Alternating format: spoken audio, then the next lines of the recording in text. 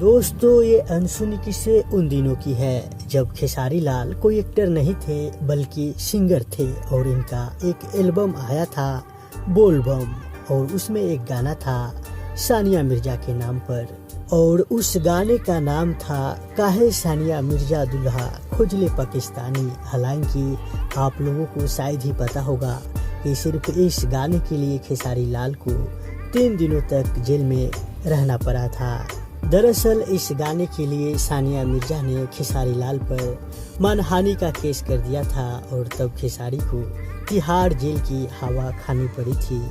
दोस्तों, ये अनसुनी किस्से आपको कैसा लगा आप कमेंट करके ज़रूर बताइएगा। और इसी तरह आप किसी अन्य कलाकार के बारे में कुछ जानना चाहते हैं तो आप हमें कमेंट करके पूछ सकते हैं।